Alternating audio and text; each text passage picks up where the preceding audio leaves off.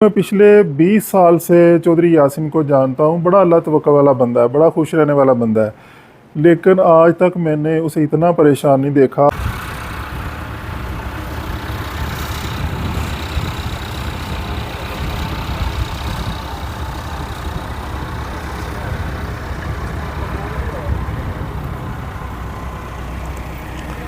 अस्सलाम वालेकुम। वालेकुम सलाम सर। की हाल है डॉक्टर साहब? यासिन ठीक? खैर शुक्र और सब सारी खैरियत? खैर। शुक्र अल्लाह दा। की हो रहा है? बस जी कुछ भी नहीं की होना, स्प्रे करके आया जी। घर बार फसल कारी ठीक है? हाँ जी शुक्र अल्लाह दा ठीक है जी, फसल ठीक है। बस माशा आई कोई टेंशन परेशानी है जी। हुण डीजल ही देखो ना, डीजल कितने चला गया वा। फसल पैली की वाउणी है, 2 तेर की लाउणी है या स्प्रे की करनी है। हुण डीजल ही समाना ना गल्लां करन दिया जी। होर हर शय महंगाई हो गई, हुण की बंदा करे डॉक्टर साहब। परेशानी तो बनी है। हुण बंदा वो है कि खावे की अपने आप दा को करे या कोई फसल दा को करे है। हाँ जी बिल्कुल सही है।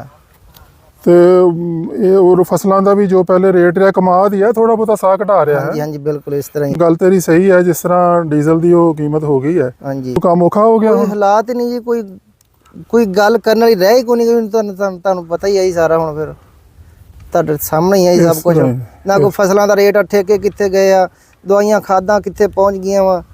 ਤੇ ਹੁਣ ਬਸ ਠੇਕੇ ਤੇ ਦਈਏ ਕਿ ਇਹਨਾਂ ਨੂੰ ਖਰਚੇ ਨਾ ਤੇ ਕਰੀਏ ਕਿ ਡੀਜ਼ਲ ਆਪ ਸਾਰੀਆਂ ਤਨਖਾਹਾਂ, ਕੋਈ ਲੋਨ ਮੇਚੇ ਦਾ ਕੋਈ ਹਿਸਾਬ ਹੀ ਕੋਈ ਨਹੀਂ ਹੈਗਾ। ਮਤਲਬ ਕੀ ਬਣਨ ਡਿਆ ਜੀ, ਬਸ ਅੱਲਾ ਹੀ ਹਾਫਾ ਜੀ। ਵਾਕਈ ਪਰੇਸ਼ਾਨੀ ਵਾਲੀ ਗੱਲ ਹੈ। ਕੋਈ ਨਹੀਂ, ਹੌਸਲਾ ਰੱਖੋ, ਅੱਲਾਹ ਪਾਕ ਕਰਮ ਕਰੇ ਹੌਸਲਾ ਤਾਂ ਫਿਰ ਅੱਲਾ ਦਾ ਹੈ ਹੀ ਹੈ ਜੀ। ਆਸਾਨੀਆਂ ਹੋਰ ਕਰੇ। ਬਾਕੀ ਕੋਈ ਕਸਰ ਕੋਈ ਨਹੀਂ ਰਹਿ ਗਈ ਹੁਣ ਬਸ ਨਾ ਜੀ। ਬਿਲਕੁਲ ਗੱਲ ਠੀਕ ਹੈ। ਮੈਂ ਤੇ ਯਾਸਿਨ ਤੇਰੀ ਗੱਲ ਤੇ ਨਾ ਲਾਜਵਾਬ ਹੀ ਹਾਂ। ਤੇ ਬਸ ਇਹੀ ਹੈ ਕਿ ਅੱਲਾਹ ਹੀ ਕੋ ਕਰਮ ਕਰੇ ਜੀ। ਹੈ हाँ जी फिर अल्लाह तो फिर है ही है ਤੇ अल्लाह गरीब ਜ਼ਿਮੀਂਦਾਰ ਦਾ ਤੇ ਹੈ ਹੀ ਅੱਲਾਹ। बिल्कुल सही गल बिल्कुल ਜ਼ਿਮੀਂਦਾਰਾਂ ਤੇ ਹੈ ਹੀ ਅੱਲਾਹ ਨਾਲ ਹੀ ਮਾਮਲਾ ਹੈ ਜੀ। इस तरह ਤੇ ही। ਅੱਲਾह ਪਾਕ ਆਪਣਾ ਕਰਮ ਕਰੇ। ਚਲੋ ਕੋਈ नहीं, और सब खैर बात हाँ है? खैर है जी, शुक्र सारी अल्लाह खैर? दा जी, शुक्र है जी। फिर और के चलो माशाल्लाह, शुक्र ही कहना चाहिए जी, बस जेड़े हालात ही बेहतरीन रही है। बेहतरीन बेहतरीन गल है, बेहतरीन गल है। अच्छा जी, अच्छा जी। चौधरी यासिन की बातें आपने सुनी जी। मेरी कल फील्ड विजिट के दौरान उससे मुलाकात हुई और उसकी बातें सुन के सच पूछे तो मैं भी बहुत परेशान हूँ। और कोई मैं पिछले 20 साल से चौधरी यासिन को जानता हूँ। बड़ा अल्लाह तवक्कल वाला बंदा है, बड़ा खुश रहने वाला बंदा है, लेकिन आज तक मैंने उसे इतना परेशान नहीं देखा। आपने नोट किया होगा कि वो तसल्ली के चंद बोल जो है ना, वो भी एक्सेप्ट नहीं कर रहा था। यानी फ्रस्ट्रेशन का लेवल इस तरह चला गया। तो मैं कल से ये सोच रहा था कि आखिर इस मसले का ये जो हम एक साइकिल है, महंगाई का, तेल की प्राइसेस बढ़ गई, कभी इस वजह से कभी उस वजह से।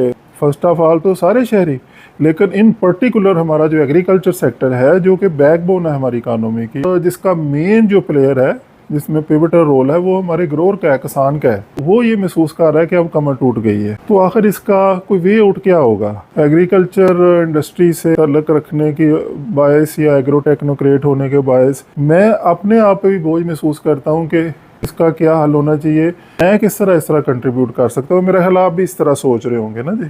अभी आप सूरत हाल देखें कि जो गलहबार है, उस वजह से जिस तरह ऑयल प्राइसेस वो बढ़ती जा रही हैं, और इस वक्त मेरा ख्याल है कि कोई $100 फ़ी बैरल से ऊपर कीमतें चली गई हैं। और अगर $5 ऑयल प्राइस में इजाफा होता है तो उससे हमारा जो इंपोर्ट बिल है उसमें कम से कम $1 बिलियन का इजाफा होता है। और इस वजह से जब हमारा इंपोर्ट बिल बढ़ता है, एक्सपोर्ट में कमी आती है, इकनॉमिक ग्रोथ में कमी आती है, ये सारी जो बैलेंस शीट है वो डिस्टर्ब हो जाती है।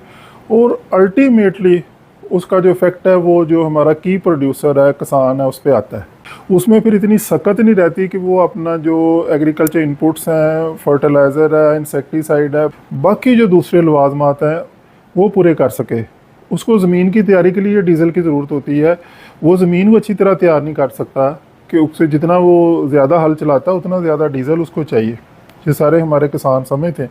ज़मीन अच्छी तरह तैयार नहीं होगी, इनपुट सारे नहीं मिलेंगे, खाद पूरी नहीं मिलेगी, क्रॉप की वो यील्ड कम होगी। क्रॉप यील्ड हो तो वो बेचारा दोहरी तरफ से मार खाएगा। तो ओवरऑल पाकिस्तान की इकानमी पे जो इफेक्ट आता है उसका, फिर सारी पाकिस्तान की इकानमी इफेक्ट होती है ना जी। मैं इसकी बात कर रहा हूँ। और अल्लाह पाक ने मुझे मौका दिया है, मैं मोर दैन 52 कंट्रीज़ दुनिया के विज़िट किए हैं। एग्रीकल्चर R&D के हवाले से, रिसर्च कोलैबोरेशन के हवाले से। उसमें ये ब्राज़ील है, थाईलैंड है, फ़िलिपीन है और बहुत से मुल्क, इवन इंडिया है। मैंने देखा है कि उन्होंने इस मसले का हल निकाला है। उससे क्या होता है कि जो ऑयल का फ्यूल का इंपोर्ट बिल है उसमें भी कमी आती है, डॉलर मुल्क में पड़े रहते हैं। और फिर जो ग्रीन हाउस गैसेस का मिशन होता है जो हमारी फ़ज़ा को, एटमॉस्फेयर को पोल्यूट करते हैं, जिस तरह हमारे यहाँ स्मोक का मसला है, वो ग्रीन हाउस गैसेस का एमिशन भी रिड्यूस होता है, कम होता है। और वो जो डॉलर फिर आपके पास बच जाते हैं वो फिर आप अपनी इकोनॉमिक ग्रोथ में इस्तेमाल होते हैं, वो रूरल डेवलपमेंट के लिए, रूरल इकानमी को बूस्ट करने के लिए उसमें इंजेक्ट हो जाते हैं।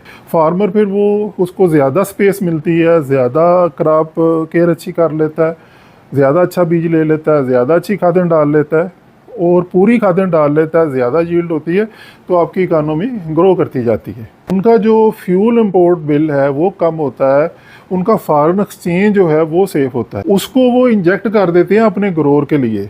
इस हर एक्सरसाइज है, इसका इम्पेक्ट क्या आता है इकानमी में कि इकानमी यूँ बूस्ट करती है।